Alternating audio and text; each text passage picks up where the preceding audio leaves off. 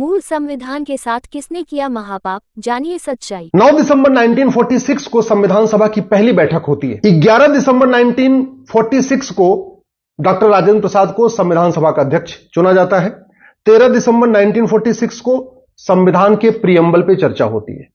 पहली बार जो संविधान के प्रीएम्बल पे चर्चा हुई वो 13 दिसंबर 1946 को हुई। 22 जनवरी 1947 को दोबारा प्रीएम्बल पे चर्चा होती है और प्रीएम्बल को अडॉप्ट कर लिया जाता है, वो भी एक मत से। एक भी व्यक्ति ने प्रीएम्बल में जो शब्द थे उनका विरोध नहीं किया। सबने बोला भाई भारत एक लोकतांत्रिक देश है, भारत एक संप्रभु भारत है, भारत में सबको इक्वलिटी होगी, सबको जस्टिस होगी, सबको लिबर्टी होगी, सबको फ्रेटर्निटी होगी, यूनिटी नेशनल इंटीग्रेशन होगा, यानी समता समानता समरसता। इसको संविधान का बेसिक स्ट्रक्चर बना दिया गया प्रीएम्बल में डाल के। 22 जुलाई 1947 को नेशनल फ्लैग जो तिरंगा झंडा है ये एक्सेप्ट हो गया। 29 अगस्त 1947 को डॉक्टर अंबेडकर को जो हमारी ड्राफ्टिंग कमेटी थी उसका चेयरमैन बनाया गया। अब लगभग एक साल के बाद 15 नवंबर 1948 को प्रोफेसर केटी शाह साहब ने एक अमेंडमेंट मूव किया।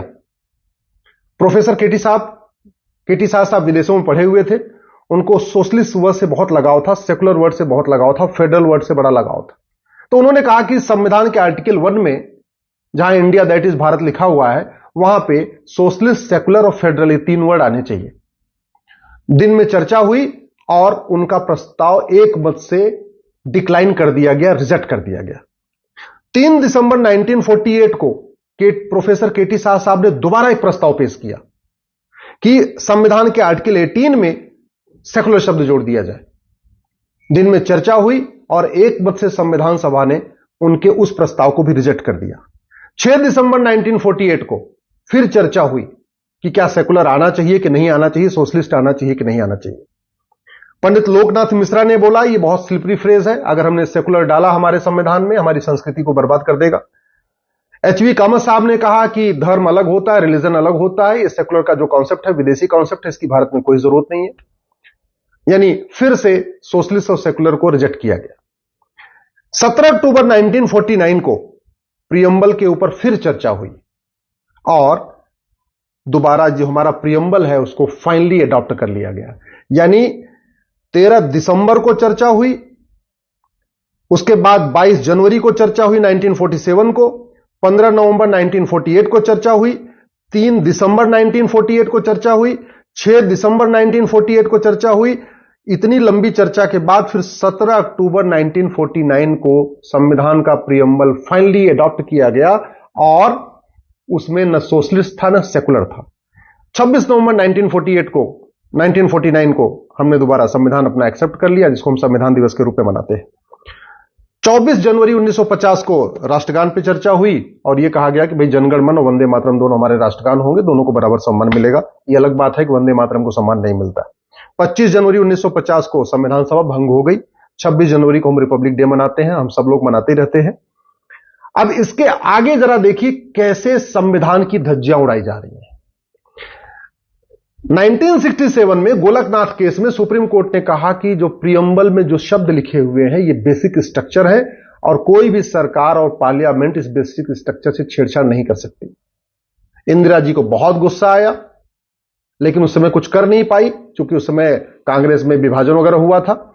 1971 में दोबारा चुनाव होता है, गरीबी हटाओ का नारा देती है इंदिरा जी और उनको 352 सीट मिल जाती है। 1971 में 352 सीट उनको मिलती तो है, लेकिन इंदिरा जी रायबरेली में हार जाती है। ऑफिशियली नहीं हारती हैं, बाद में उनको जिता दिया जाता है। और वो जो धांधली होती है 1971 में रायबरेली के लोकसभा क्षेत्र में, उसको राजनारायण जी हाईकोर्ट में चैलेंज करते हैं। हाईकोर्ट में वो मुकदमा चल रहा होता है, इलेक्शन पिटीशन फाइल करते हैं। इस बीच में न्यायपालिका और विधायिका के बीच में, कार्यपालिका बीच में टकराहट शुरू हो जाती है। 1971 में जैसे इंदिरा जी को 352 सीट मिलती है, वैसे वो सुप्रीम कोर्ट का जो गोलकनाथ केस था उसका जो फैसला पलटने के लिए 24वां संविधान संशोधन पेश कर देती हैं और कहती है नहीं, हमें अधिकार है, हम संविधान में जहां मन करे वहां बदलाव करें। जबकि गोलकनाथ केस में सुप्रीम कोर्ट ने कहा कि आप फंडामेंटल राइट चेंज नहीं कर सकते, प्रीएम्बल को चेंज नहीं कर सकते।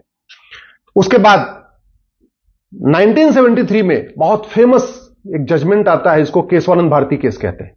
1973 में सुप्रीम कोर्ट में टोटल 13 जज हुआ करते थे। उस समय टोटल जो स्ट्रेंथ थी सुप्रीम कोर्ट की 13 जजों की थी और केशवानंद भारती केस को पूरे के 13 जजों ने एक साथ सुनवाई किया। यानी उस समय जब केशवानंद भारती चल रहा था तो कोई भी जज बाहर नहीं था, 13 के 13 जज केशवानंद भारती केस को सुन रहे थे।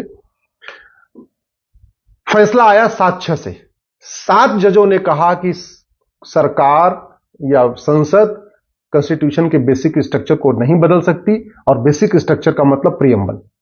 6 जजों ने कहा कि नहीं, सरकार चाहे, संसद चाहे तो बेसिक स्ट्रक्चर को बदल सकती है, यानी फंडामेंटल राइट को बदल सकती है, प्रीएम्बल को बदल सकती है। लेकिन माइनॉरिटी था जो कह रहे थे बदल सकते हैं, मेजॉरिटी कह रहे थे कि नहीं बदल सकते। इंदिरा जी ने उसी गुस्से में जो माइनॉरिटी का जजमेंट दिया था मिस्टर ए.एन. रे ने, उनको चीफ जस्टिस बना दिया। उनके सीनियर 3 जजों को ओवर रूल किया। उनसे ऊपर 3 और सीनियर जज थे जिनको चीफ जस्टिस बनना चाहिए था, उनको नहीं बनाया। क्यों? क्योंकि उन्होंने सरकार के खिलाफ फैसला दिया था। हां, जस्टिस ए.एन. रे साहब को चीफ जस्टिस बना दिया। क्यों? क्योंकि उन्होंने सरकार के पक्ष में फैसला दिया था। 12 जून को 12 जून को फैसला आता है इलाहाबाद हाईकोर्ट का, और इलाहाबाद हाईकोर्ट ने फैसला दे दिया जस्टिस जगमोहन सिन्हा साहब ने, ये जो रायबरेली में जो चुनाव हुआ है ये अवैध है, और इंदिरा गांधी की लोकसभा की सदस्यता को खत्म कर दिया। और इलाहाबाद हाईकोर्ट में जस्टिस सिन्हा साहब ने यह भी कहा कि अब इंदिरा गांधी अगले 5 साल तक चुनाव भी नहीं लड़ सकती। उस फैसले को चैलेंज किया सुप्रीम कोर्ट में। 24 जून को सुप्रीम कोर्ट में थोड़ी सी रोक तो लगाई, लेकिन हाईकोर्ट का पूरा नहीं फैसला पलटा। उससे गुस्से में आके अगले दिन 25 जून को इंदिरा गांधी ने इमरजेंसी घोषित करवा दिया। आप जरा ध्यान से, डेट में आपको इसलिए बता रहा हूं, आपको पूरी बैकग्राउंड पता हो जाए। 25 जून 1975 को इमरजेंसी घोषित हो जाती है। 18 मार्च 76 को लोकसभा का टेन्योर खत्म हो जाता है, क्योंकि चुनाव 71 में हुआ था, लोकसभा चुनाव 5 साल के लिए होता है, तो मार्च 76 में लोकसभा का टेन्योर भी खत्म हो जाता है। एक एडीएम जबलपुर केस आता है। एडीएम जबलपुर केस में 4 जज कहते हैं कि सरकार चाहे तो फंडामेंटल राइट को भी खत्म कर सकती है, उसको बदल सकती है। उसमें एक जज थे जस्टिस एच.आर. खन्ना साहब, उन्होंने बोला नहीं, सरकार ये काम नहीं कर सकती है।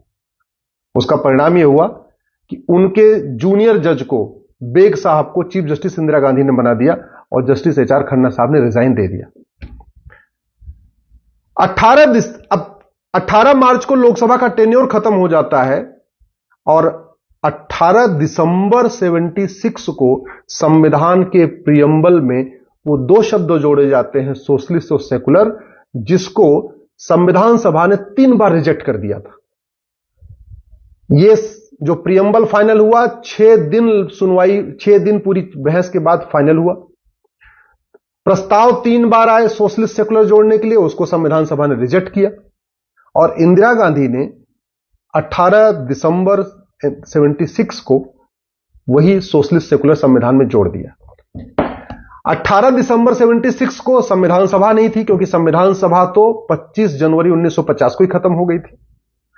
18 दिसंबर 76 को लोकसभा नहीं थी, क्योंकि लोकसभा का टेन्योर 5 साल का मार्च में ही पूरा हो गया था 76 में, तो लोकसभा भी खत्म हो चुकी थी। विपक्ष के सारे नेता जेल में थे। उस समय न्यूज चैनल केवल एक होता था, दूरदर्शन, उस पर इंदिरा गांधी ने पूरा कंट्रोल किया हुआ था। जो अखबार उनके खिलाफ लिख रहे थे, इस इमरजेंसी के खिलाफ, उनका बिजली पानी का कनेक्शन काट दिया गया था। तो जितने अखबार इंदिरा इस सरकार के जो ये तानाशाही रवैये खिलाफ कुछ लिखते थे, उनका बिजली पानी का कनेक्शन ही काट दिया जाता था। अब इंदिरा जी ने बदल दिया, और आज की डेट में वही कांग्रेस के नेता, खासतौर पे राहुल गांधी, संविधान बचाने की बात कर रहे हैं, लोकतंत्र बचाने की बात कर रहे हैं, जिसका गला 76 में घोटा जा चुका है। इमरजेंसी के दौरान न लोकसभा थी, न संविधान सभा थी, और प्रीएम्बल पे डेट क्या चल रही है? प्रीएम्बल पे डेट अभी भी 26 नवंबर 1949 की डेट चल रही है।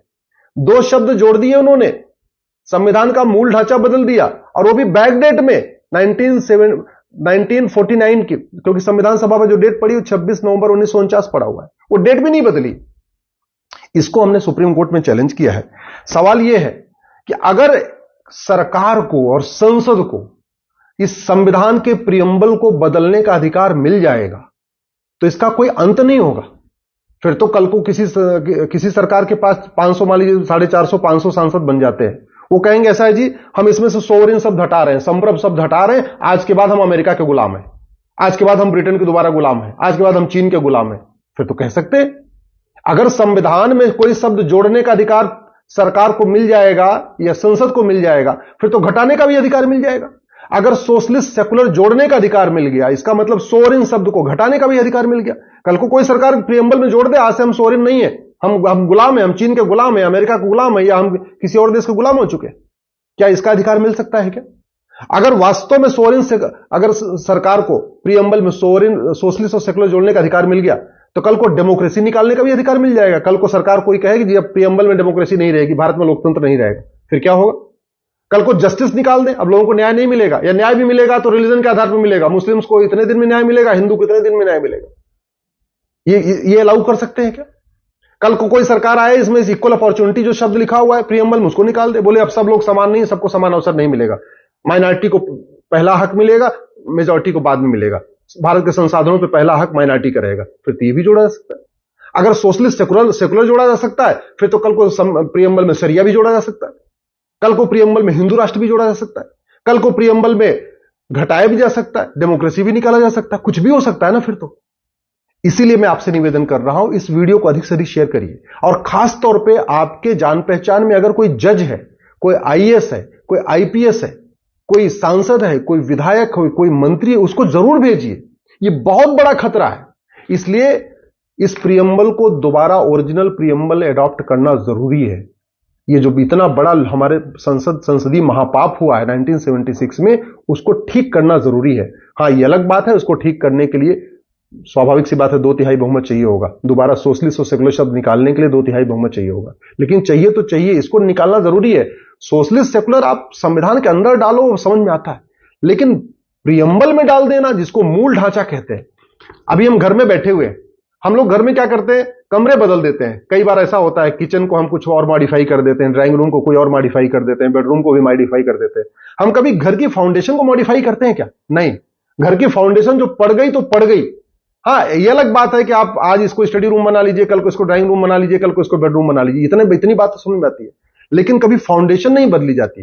प्रियम्बल संविधान का फाउंडेशन है, प्रियम्बल संविधान का मूल ढांचा है। गोलकनाथ केस में भी कहा गया था मूल ढांचा नहीं बदला जाएगा, केशवानंद भारती केस में कहा गया था मूल ढांचा नहीं बदला जाएगा, लेकिन कांग्रेस ने इमरजेंसी के दौरान मूल ढांचा बदला, जब न लोकसभा थी न संविधान सभा थी, सारे नेता जेल में थे, इलेक्ट्रॉनिक मीडिया में एक दूरदर्शन था वो कंप्लीट बैन था, प्रिंट मीडिया में बिजली पानी का कनेक्शन कटा हुआ था। इस महापाप को ठीक करना जरूरी है, इसलिए मैं आपसे निवेदन करता हूं, इस वीडियो को अधिक से अधिक शेयर करिएगा, सबको जरूर शेयर करिएगा। जय हिंद, जय भारत।